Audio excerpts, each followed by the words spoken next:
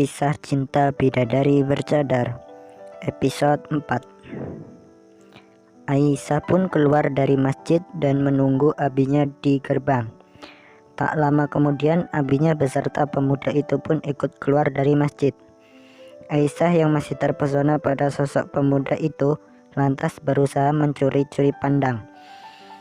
Di saat ia menatap pemuda itu dengan malu menundukkan pandangannya. Sementara saat pemuda itu mulai berani sedikit mengangkat wajahnya lalu melihat ke arah Aisyah, malah saat itu juga Aisyah membuang pandangannya ke arah lainnya. Wajahnya tampak memerah menahan rasa malu yang teramat dalam lantaran pemuda itu mengetahui jika dirinya terus memandangnya. Sadar akan hal yang terjadi pada anak gadisnya itu, Pak Habib, abinya Aisyah, lantas segera meminta Aisyah pulang. Sementara pemuda itu pun juga pergi ke arah yang berlawanan. Di perjalanan pulang, Aisyah dengan sedikit malu mulai menginterogasi abinya tentang pembicaraan yang mereka lakukan tadi di masjid. Namun abinya hanya menjawab singkat dan datar saja, membuat Aisyah sedikit kecewa lantaran pertanyaannya tidak mendapatkan jawaban dari abinya.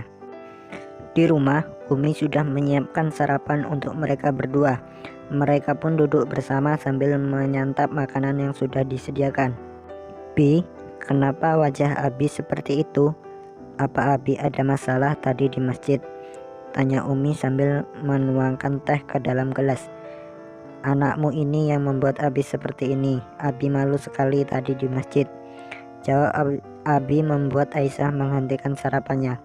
"Maafkan Aisyah, Bi. Aisyah tadi hanya mau mengambil tasbih Aisyah yang ketinggalan." Lalu tidak sengaja Aisyah mendengar pembicaraan Abi sama pemuda itu. Karena itu Aisyah dengan tidak sopan sudah membuat Abi malu di depan pemuda itu. "Aisyah minta maaf ya, Bi," pinta Aisyah penuh dengan rasa penyesalan. Memangnya apa yang Abi bicarakan dengan pemuda itu? Dan pemuda yang mana yang Aisyah maksud, Bi? Tanya Umi ikut penasaran. "Itu pemuda yang tadi subuh jadi imam sholat di masjid. Beliau anak Pak Kiai Abdurrahman, pendiri pondok pesantren tidak jauh dari kota. Ayahnya beliau itu sahabat lama Abi waktu masih kuliah," jelas sang Abi sambil terus melanjutkan sarapannya. "Lalu?" tanya Aisyah penuh semangat. "Kamu tidak masuk kerja hari ini? Sudah jam 7 lewat nih loh. Ayo cepat dihabiskan sarapannya, biar abimu bisa mengantarkan kamu," perintah sang Umi. "Iya baiklah Mi, Aisyah sudah kenyang. Aisyah mau siap-siap dulu." Jawab Aisyah memalas. Pembahasan itu pun berakhir hanya sepenggal saja. Umi yang tahu jika mood Abi sedang tidak baik, ia pun tidak lagi bertanya tentang pembicaraan apa yang pemuda itu sampaikan pada abinya. Setelah beberapa lama kemudian, Aisyah tampak sudah siap pergi kerja. Ia setiap hari diantar pergi oleh abinya dengan sepeda motor butut. Ia bekerja sebagai kasir di sebuah restoran di kota. Di restoran itu hanya Aisyah sendiri yang menggunakan cadar. Meski di awal-awal ia masuk kerja banyak yang mencemoohnya dan menganggapnya dirinya soalim, ia tetap bertahan dan pada pendirian dan jati dirinya. Hari itu mendengar restoran meminta Aisyah untuk menggantikan salah satu karyawan yang izin untuk mengantarkan beberapa box makanan ke sebuah kantor yang letaknya cukup jauh. Ia menyanggupi permintaan dari manajernya untuk bisa mendapatkan uang tambahan. Dengan keberanian dan kejujurannya, ia pun dipercaya untuk menggunakan sepeda motor dari salah satu temannya. Dengan hati-hati ia mulai menyetir namun tetap pelan. Sesekali ia berhenti sambil melihat kembali kertas alamat yang diberikan oleh manajernya tadi. Setelah 30 menit berkeliling, akhirnya ia menemukan alamat kantor tersebut.